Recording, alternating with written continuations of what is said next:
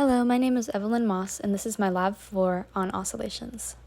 So for the introduction, the purpose of this lab would be to examine the motion of a spring mass system in which the mass swings in an arc while also oscillating on the spring, and compare it to a computational model to better understand how motion and energy change over time. The fundamental physics principles used in this lab would be Newton's second law, velocity and update formulas, energy principle, and period of oscillation. Newton's second law helps us derive the update formulas, and this is shown in the equation below. And the velocity and update formulas are given below. The energy principle is the total change in energy of a system is equal to the work done on a system by the surroundings and the exchange of thermal energy between the system and surroundings, and is given by the equation below. The period of oscillation is also given by the equation below.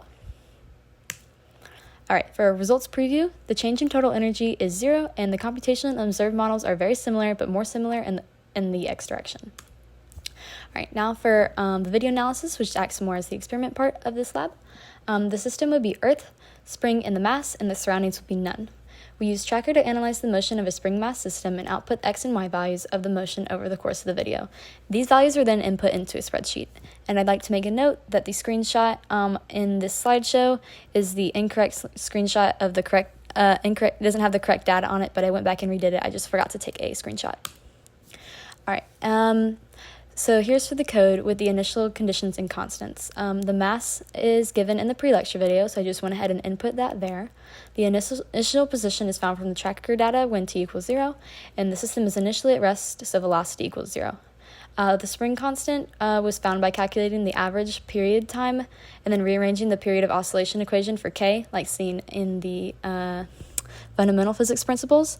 L naught was found by setting the spring force equation equal to mg and then solving for L naught. And the system energies are formulas for kinetic energy, potential energy, and spring energy.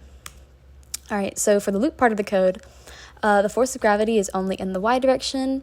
The formula for spring force is given, and then the net force equation combines both the force of gravity and the spring force equation. The update formulas are used throughout the loop, and then the energy changes finally are found by using energy equations and then taking the final minus initials to find the overall change. So now for the results. For the energy change graph, all of the different types of energy oscillate, but delta E, the change in total energy over time, remains the same. This is because the surroundings do no work on our system. W equals 0 and Q equals 0, so delta E equals W plus Q equals 0, which is why the orange line is straight at 0 throughout the whole model and experiment. All right, the computational model can be seen by the blue line, and the experimental model can be seen by the red line. And the x position versus time graph, both values follows almost the exact same pattern. Towards the end, there is some slight differentiation. The y position versus time graph, there is a much larger amount of differentiation between the computational and experimental models, but they still follow roughly the same pattern. All right, now for our what does it mean questions. For the model system, is the energy principle satisfied? Yes, the change in energy, like I mentioned earlier, should be 0 because there is no work done on the system by the surroundings. This idea is modeled by the orange line in my results section as it stays at 0. Now for the second question, we needed to estimate the period for the x from the x position data and estimate the period for the y position data and then compare.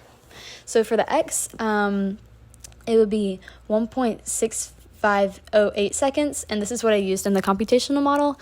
And for the y, it would be 1.5646 seconds. The t for the y data is smaller than the t for the x data, and perhaps this is why the y data is less aligned with the computational data in the y position versus time graph.